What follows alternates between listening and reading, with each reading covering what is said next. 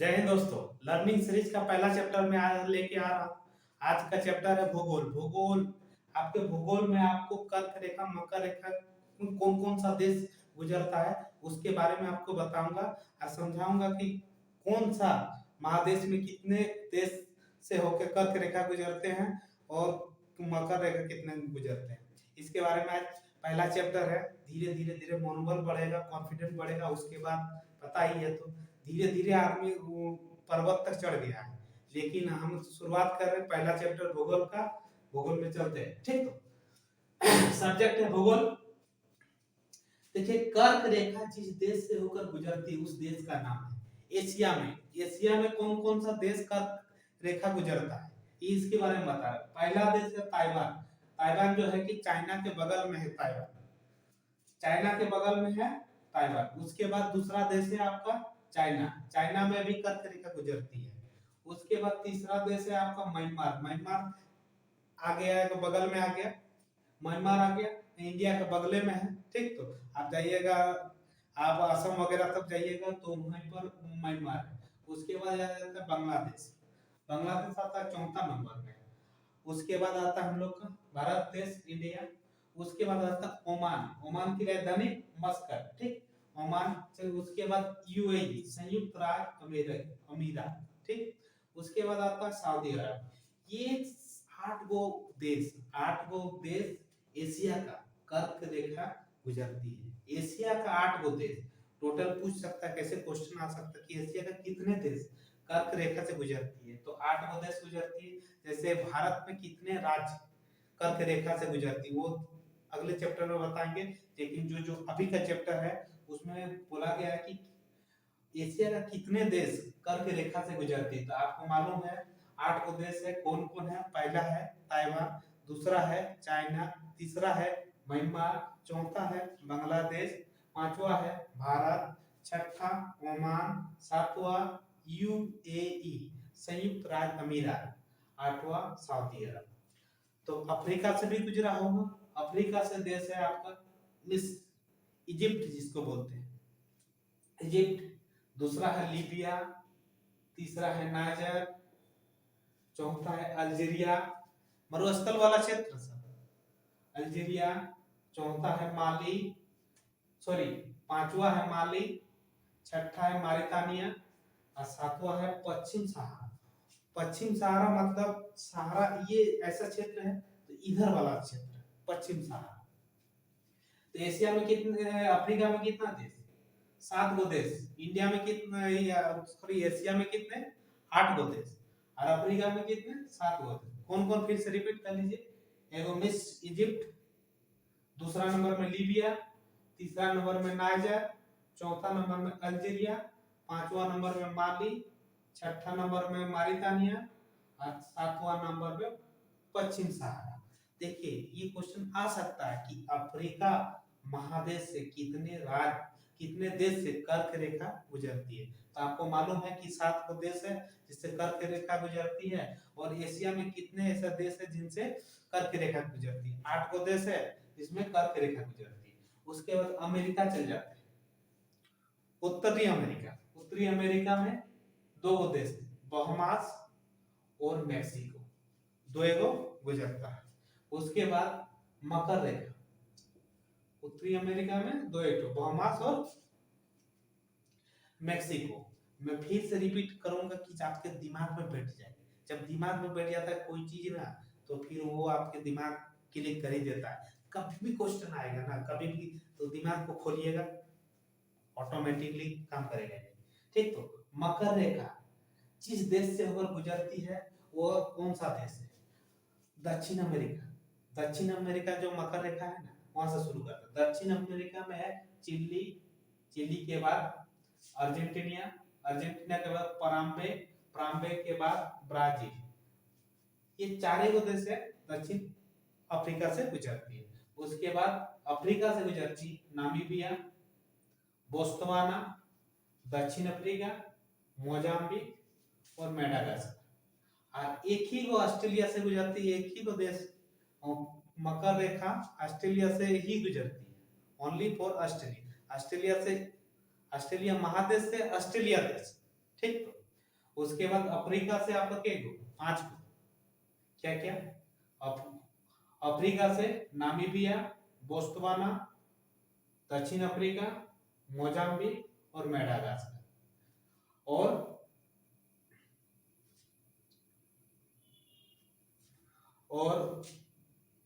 Sorry, दक्षिण America से chilli, Argentina, पराम्बे, Brazil. और अफ्रीका से नामीबिया, बोस्टवाना, दक्षिण अफ्रीका, मोजाम्बिक और मेडागास्कर। ऑस्ट्रेलिया महादेश से एक ही को देश ऑस्ट्रेलिया। फिर से एक बार रिपीट करते हैं, कर्क रेखा जिस देश से होकर गुजरती है वो कौन सा देश है? एशिया में कितना कितना 8 गो देश, 8 गो देश। कौन कौन? पहले ताइवान, दूसरा कौन? चाइना, तीसरा कौन? म्यांमार, चौथा कौन? बांग्लादेश, पांचवा कौन? हमारा देश भारत महान, भारत, छठा कौन? ओमान, सातवां कौन? सातवां हो गया यूएई, आठवां कौन? आपका सऊदी अरबिया। ठीक है, कर्क रेखा 8 देशों से होकर गुजरती है एशिया का, और अफ्रीका का 7 देशों से होकर गुजरती है कर्क रेखा। कौन कौन?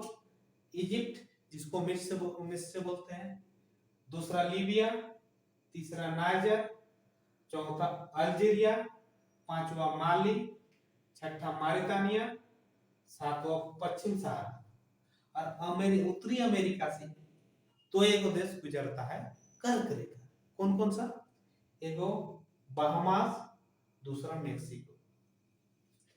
मकर रेखा जिस देश से होकर गुजरती है वो देश है दक्षिण अमेरिका में आ जाइए, चिली, अर्जेंटीना, पराम्बे, ब्राजील। और अफ्रीका में नामीबिया। दक्षिण अमेरिका में कितना? 4 गो देश। दक्षिण अमेरिका में 4 गो देश जो मकर रेखा गुजरती है। उसके बाद अफ्रीका में है आपका 5 गो देश। क्या क्या? नामीबिया, बोस्टवाना, दक्षिण अफ्रीका, मोजाम्बिक, मेडागास्कर। और ऑस्ट्रेलिया में एक देश है, ऑस्ट्रेलिया महादेश में एक देश है ऑस्ट्रेलिया।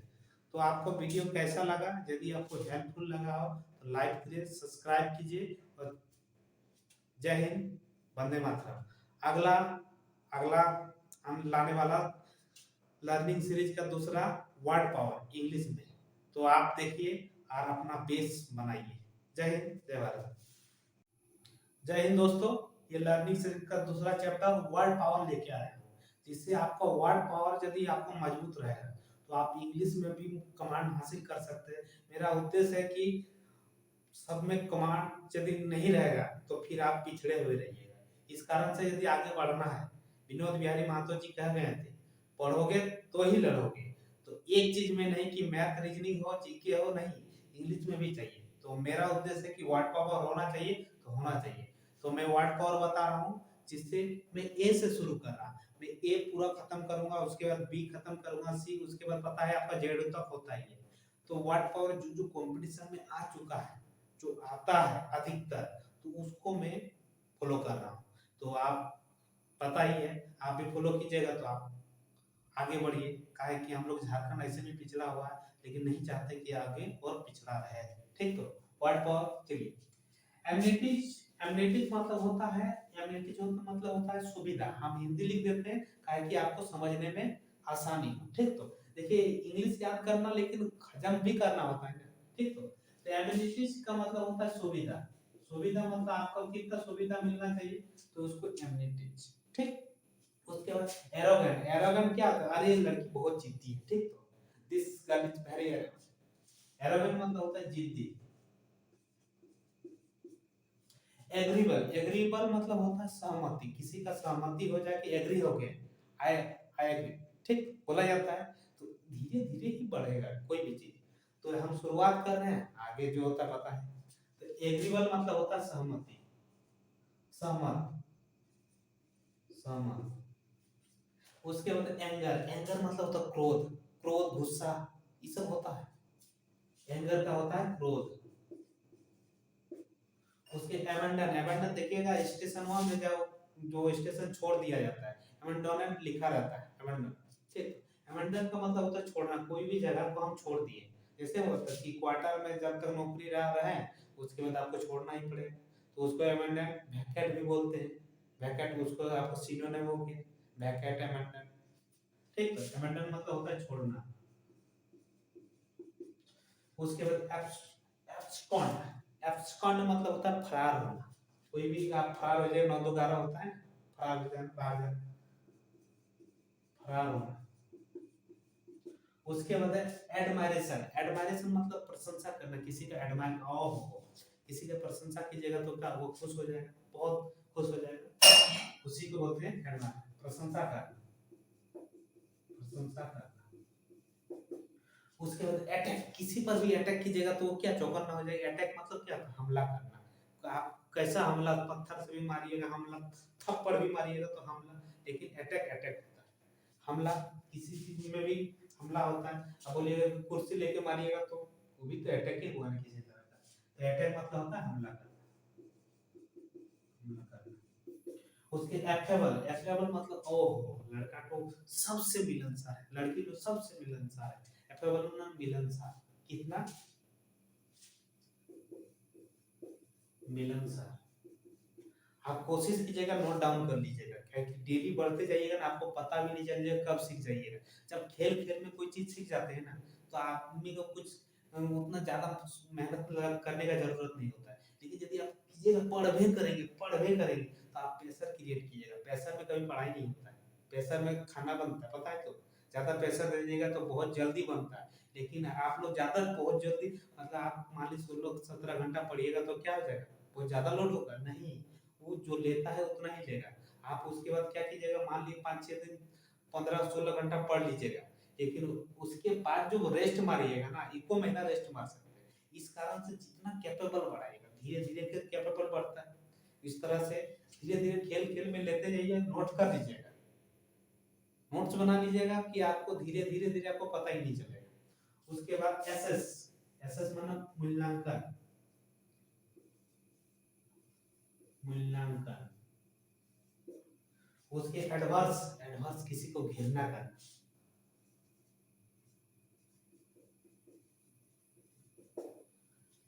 एडवें एडवेंचर, एडवेंचर मतलब होता है साहसिक। कोई साहसिक आदमी ही हो, हिमालय चढ़ सकता है, कमजोर नहीं चढ़ सकता है, पता है कितना स्ट्रगल करना पड़ता है। अरुणा, अरुणिमा सिन्हा, थोड़ा उसके बारे में पता कर लीजिएगा। विकलांग थी लेकिन चढ़ी, कहा जानते हैं उसमें हिम्मत था। वो बोलती कि आदमी दो तरह का होता है, एगो मन से विकलांग होता है, एगो तन से विकलांग होता है। तन से जो विकलांग होता है उसको समझ सकते हैं, समझ सकते हैं कि वो कर नहीं सकता बेचारा, और कोई उपाय नहीं है, भगवान ने वो ऐसा हल कर दिया, ठीक। लेकिन जो मन से विकलांग होता है उसका कोई इतिहास ही नहीं है, कोई इतिहास का कोई पता ही नहीं चला, कोई स्केल नहीं निकला उसके बारे में। है कि मन से कभी विकलांग नहीं। कोई भी चीज हो, बोले हाँ करेंगे, आई एम रेडी, जो सब में बोलेंगे आई एम रेडी, वो सब में आगे बढ़ेगा, ये भी जान लीजिए। शुरुआत कोई चीज में करें, लेकिन कोशिश कीजिए कि आई एम रेडी। एवराइट, एवराइट मतलब होता है छोटा करना, किसी को छोटा कर दिए, होता है ना, कोई अगर बड़ा है उसको छोटा कर दिए, छोटा करना। एबॉर्ट मतलब गर्भपात होता है ना, गर्भपात कर देना, गर्भपात। एनास्थमा, एनास्थमा मतलब होता है श्राप, कर्स मतलब श्राप होता है, किसी को श्राप दे। ठीक? तो मैं फिर से लिखा हूँ, फिर से मैं, एमनिटीज मतलब होता है सुविधा, एरोगेंट मतलब होता है जिद्दी, एग्रीबल मतलब होता है सहमत, एंगर मतलब होता है क्रोध, एबंडन मतलब होता है छोड़ना, एब्सकंड मतलब होता है फरार होना, एडमायरेशन मतलब होता है प्रशंसा करना, अटैक मतलब होता है हमला करना, एफेबल मतलब होता है मिलनसार, एसेस मतलब होता है मूल्यांकन, और एडवर्स मतलब होता है घृणा करना। एडवेंचर मतलब होता है साहसिक, एवराइट मतलब होता है छोटा करना, एबॉर्ट मतलब होता है गर्भपात करना, गर्भपात एपोर्शन बोलते हैं ना, लोग एपोर्शन बोलते हैं। एपोर्शन मतलब होता है कि गर्भपात करना, और एबॉर्ट मतलब होता है गर्भपात। एनास्थेमा मतलब होता है श्राप। तो वीडियो आपको यदि हेल्पफुल लगा हो, यदि आप आगे बढ़ना चाहते हैं, झारखंडी हो तो मैं झारखंड का भी पढ़ाऊंगा, और आगे बढ़ना चाहते हैं तो मेरे को फॉलो कीजिएगा। हर दिन मैं क्या क्या करूंगा आई डोंट नो, लेकिन लर्निंग सीरीज चलते रहेगा। ये जब तक चलेगा तो आप उन्नति कीजिएगा ही। काहे कि उद्देश्य सीखने में रखिए। जब तक आप सीख रहे हैं तब तक जी रहे हैं। जो बिना सीखता है ना, जो नहीं सीखता है उसका जाके पूछिए, वो हमेशा दुखड़ा रोएगा। लेकिन जो पढ़ रहा है ना, वो पढ़ने में बिजी रहेगा, हमेशा बिजी रहता है। जो आईएएस ऑफिसर निकलता है, जो आईपीएस निकलता है, वो हमेशा बिजी रहता है कि दूसरों को बातों को नहीं फॉलो करता है। क्योंकि उसको पता है कि हम यदि इस चीज को फॉलो करेंगे, इस चीज को, तो अपना समय गुजार लेंगे। तो आप किस जगह पे सही समय गुजार रहे हैं, ये बहुत मायने रखता है। लाइफ में होता है कि काम तो सबे करता है, लेकिन क्या काम करता है वो भी तो मानना होगा ना। कि उद्देश्य होता है कि आप यदि बड़े व्यू की तरफ है, यदि बड़े व्यू की तरफ है तो आप बहुत आगे जाइएगा। यदि भले शुरुआत छोटा हो, लेकिन यदि उद्देश्य बड़ा हो ना, तो आपको कोई नहीं रोक सकता है। और रोक कोई सकता है जो नेगेटिव थिंकिंग आता है। तो देखिएगा, जो टर्निंग पॉइंट हम लोग का लाइफ में कहाँ आता है, लड़का लोग का टर्निंग पॉइंट आता है आपको 20 साल के बाद। 20 साल के बाद देखिएगा वो लोग नशा करना शुरू कर देता है, बहुत कुछ है। 20 साल के बाद ही कुछ है, 20 साल के आगे पीछे कुछ नहीं है।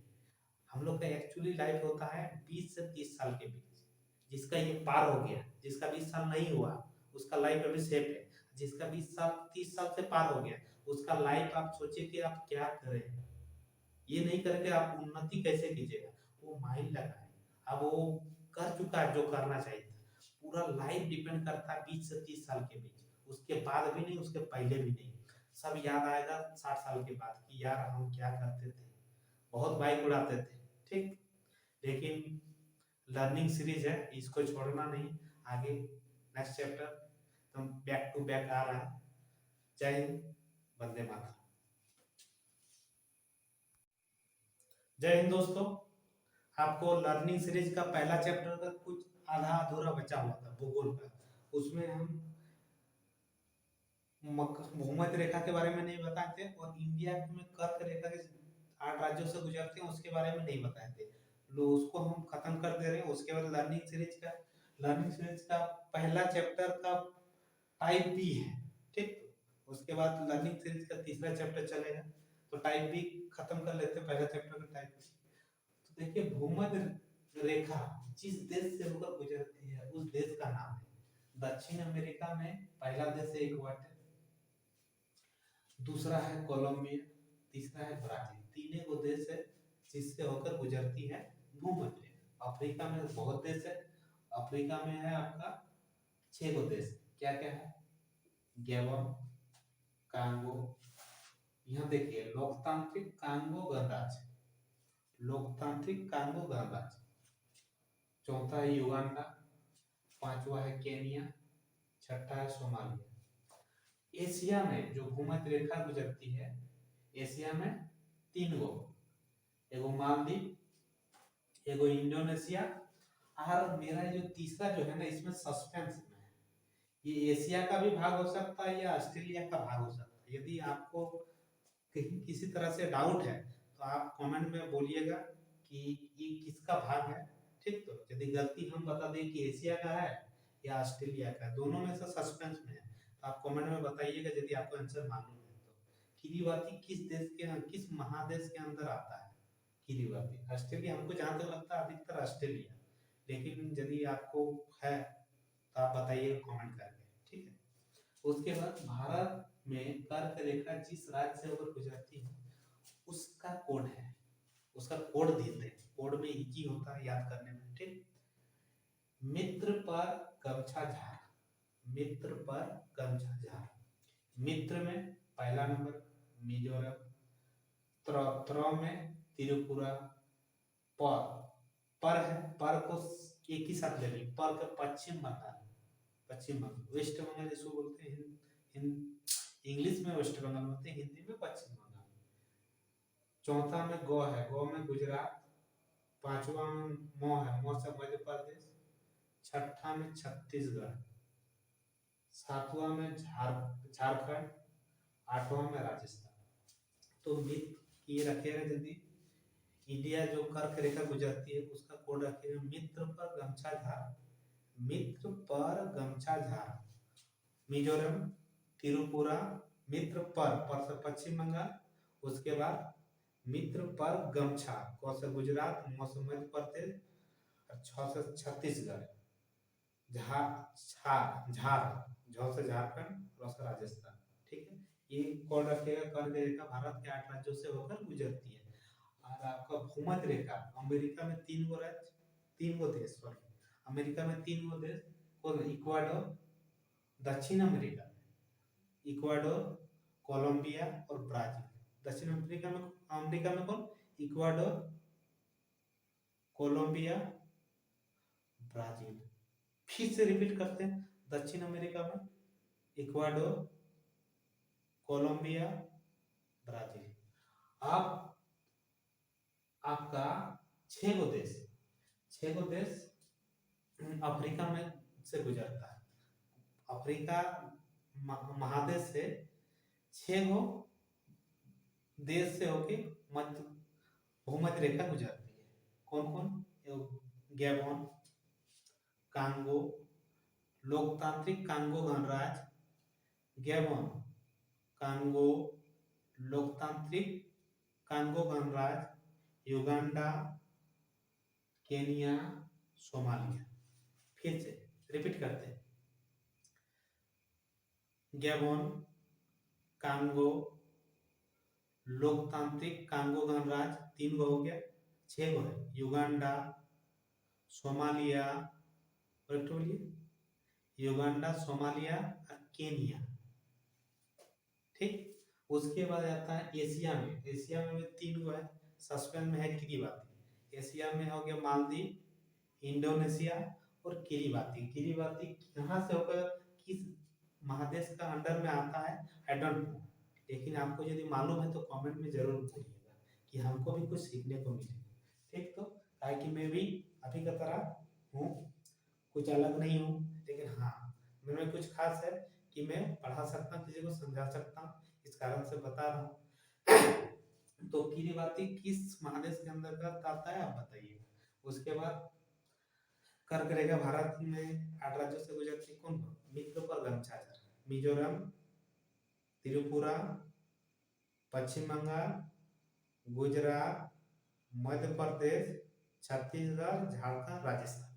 ठीक, अब देखिए भूमध्य रेखा दक्षिण अमेरिका से 3 देशों से होकर गुजरती है। कौन कौन?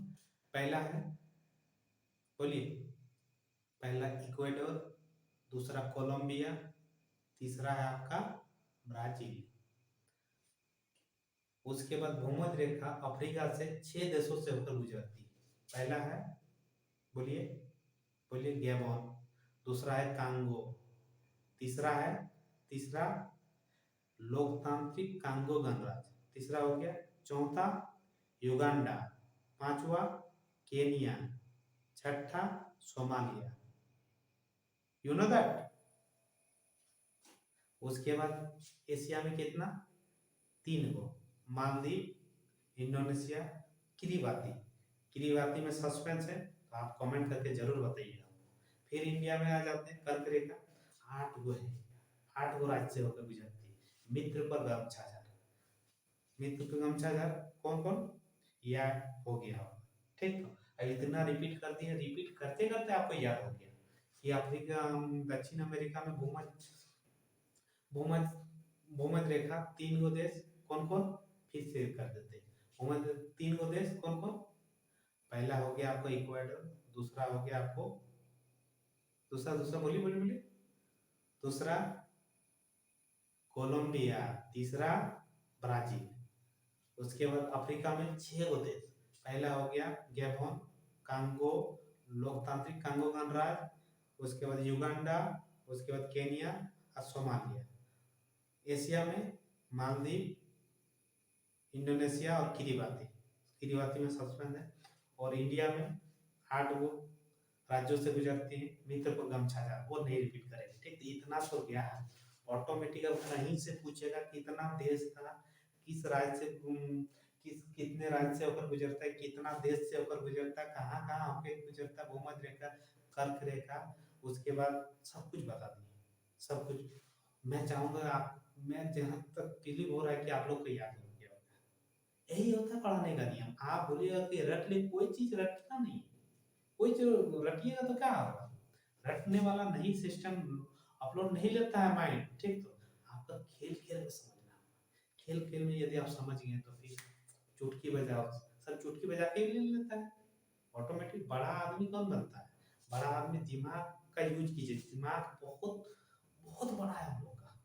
हम लोग का दिमाग बहुत ही बड़ा है। इतना बड़ा है कि पूछिए मत, कि जो बोलिएगा वो काम करेगा। खाली दिमाग को बोलिएगा, दिमाग को बोलिएगा मुंबई जाना है, तो मुंबई जाने का ट्रेन खोजेगा, एरोप्लेन खोजेगा, सब कुछ खोजेगा, लेकिन वो जाएगा, जाना है तो। लेकिन यदि बोलेगा नहीं हमको धनबाद तक भी नहीं जाना है, नहीं जाना है तो क्या घरवे में बैठ के रहिएगा, है ना?